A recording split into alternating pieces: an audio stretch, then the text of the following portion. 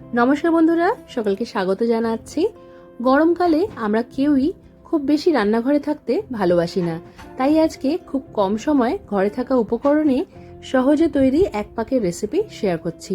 এই রেসিপিটা আপনারা অবশ্যই ট্রাই করবেন, আর আজকের ভিডিও ভালো লাগলে ভিডিওটাকে লাইক আর শেয়ার করতে ভুলবেন না। চলুন তাহলে রেসিপিটা দেখে নেওয়া যাক। রান্নাটা করার জন্য আমি এখানে আমরা যে রোজ যে চালের ভাত খাই সেটাকেই 2-3 বার জল পাল্টে ধুয়ে নিয়ে মোটামুটি 10-15 মিনিটের মতো জলে ভিজিয়ে রেখেছিলাম। এবার আমি বাকি রান্নাটা করার জন্য একটা কড়াই একদম কমানো আঁচে বসিয়ে তার মধ্যে দিয়ে দিচ্ছি সাদা তেল। মোটামুটি 2 টেবিল চামচের মতো এখানে সাদা তেল দিয়ে দিলাম। আপনারা চাইলে অল্প সর্ষের তেল দিয়েও রান্না করতে পারেন। সাদা তেলটা গরম করতে দিয়ে এর মধ্যে 1 চা চামচের মতো দিয়ে দিলাম ঘি। ঘিটাকে তেলে ভালো করে মিশিয়ে নিয়েছি। এবার এর মধ্যে 2টোর মতো তেজপাতা ছিঁড়ে দিয়ে দিলাম। তার সাথে 1/4 চা চামচ দিয়ে দিলাম গোটা জিরে ফোড়ন। এই ফোড়নটা আমরা কিছু সেকেন্ডসের মতো ভেজে নেব। এবার এর মধ্যে আমি 6-7 টুকরোর মতো চিকেন দিয়ে দিলাম। আপনাদের ঘরে যেরকম পরিমাণে চিকেন থাকবে সেটা দিয়ে দেবেন। ঘরে থাকা অল্প কিছু উপকরণ দিয়ে এই রেসিপিটা আমি তৈরি করছি। এবার পরিমাণ মতো আলু আর ডিম আমি সেদ্ধ করে রেখেছিলাম, সেটাকে দিয়ে দিলাম। এই সব কিছুকে একটু নাড়াচাড়া করে নিতে হবে। আর যারা এখানে সেদ্ধ আলু ব্যবহার করবেন না তারা কিন্তু আলুটাকে নুন হলুদ মাখিয়ে নিয়ে ভালো করে আগে থেকেই ভেজে তুলে রাখবেন। এখানে আলু আর ডিমটা যেহেতু আগে থেকে সেদ্ধ আছে, তাই মোটামুটি 2 মিনিটের মতো এটাকে ভেজে নিয়ে আমি কড়াই থেকে তুলে নিচ্ছি। আর চিকেনটাকে এক সাইড করে রাখবো আমরা, আর তারপর বাকি মশলা এর মধ্যে একে একে দিয়ে দেব। যেহেতু চিকেনটা একটু রান্না হতে সময় লাগবে, তাই এটা আমাদের করতে হবে। এবার আমি চিকেনটা সাইডে করে দিয়ে এর মধ্যে 2 টেবিল চামচের মতো পেঁয়াজ বাটা দিয়েছি। 1 টেবিল চামচ দিয়ে দিলাম আদা বাটা, আর 1 টেবিল চামচ দিয়ে দিলাম রসুন বাটা। তার সাথে এখানে 2টো চিরা কাঁচা লঙ্কা দিয়ে দিয়েছি। এবার এই সব মশলার সাথে চিকেনটাকে আমাদের 2 মিনিটের মতো একটু কষিয়ে নিতে হবে। চিকেনটা কষাতে কষাতেই এর মধ্যে বাকি মশলা দিয়ে দেবো। তো প্রথমে দিয়ে দিলাম স্বাদ মতো লঙ্কার গুঁড়ো, আর তার সাথে দিয়ে দিয়েছি গরম মশলার গুঁড়ো। গরম মশলার গুঁড়োর মধ্যে আছে দারচিনি, এলাচ আর লবঙ্গ।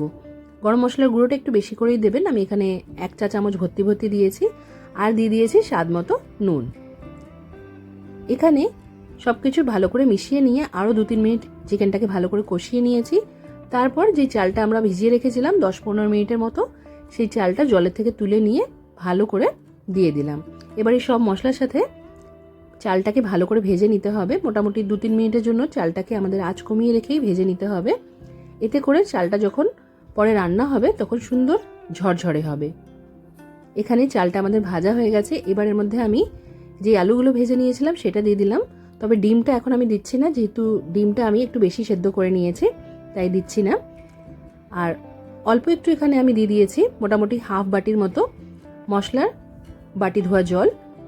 আর আমি এখানে 1.5 বাটির মতো চাল নিয়েছিলাম, তাই এখানে আমাদের 3 বাটির মতো জল লাগবে।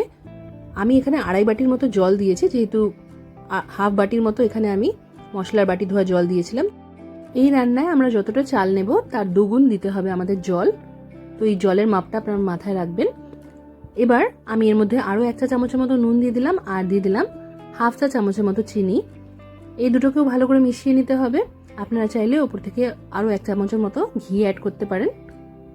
এবার সব কিছুকে ভালো করে মিশিয়ে নিয়ে আঁচটা বাড়িয়ে দিয়ে প্রথম 5 মিনিট এই বাড়ানো আঁচেই রান্না করতে হবে।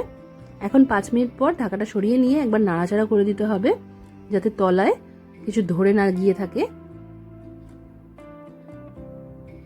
এখন চালটা অনেকটাই সেদ্ধ হয়ে গেছে। এবার আমরা আরও 10 মিনিট এটাকে একদম আঁচ কমিয়ে রান্না করব। একবার সবকিছু ভালো করে মিক্স করে দিয়ে এর মধ্যে যেই আমরা ডিমটা সেদ্ধ করে রেখেছিলাম সেটা দিয়ে দেব।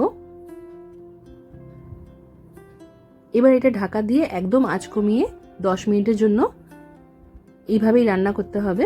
এখন 10 মিনিট পর আমি ঢাকাটা সরিয়ে রেখে এটাকে আলতো করে নাড়াচাড়া করে চেক করে নিচ্ছি। এই সময় কিন্তু এটা খুব গরম থাকে, আর খুব বেশি জোরে জোরে নাড়াচাড়া করতে যাবেন না, তাহলে কিন্তু একদম ঘেটে যেতে পারে। একটু হাওয়া পেলেই চালগুলো আরও ঝরঝরে হয়ে যাবে। এই এক পাকে তৈরি রেসিপিটা আপনারা একটু স্যালাডের সাথে বা রায়তার সাথে পরিবেশন করতে পারেন, বা চিকেন, ডিমের কারি এসব কিছু থাকলে এর সাথেও পরিবেশন করতে পারেন। আশা করছি আজকের এই সহজ রেসিপি আপনাদের ভালো লেগেছে। অবশ্যই রেসিপিটা ট্রাই করবেন। কমেন্ট করে জানাতে ভুলবেন না যে কেমন লাগলো। আজকের মতো এখানেই শেষ করলাম। সবাই খুব ভালো থাকবেন আর সবাইকে খুব ভালো রাখবেন। ধন্যবাদ।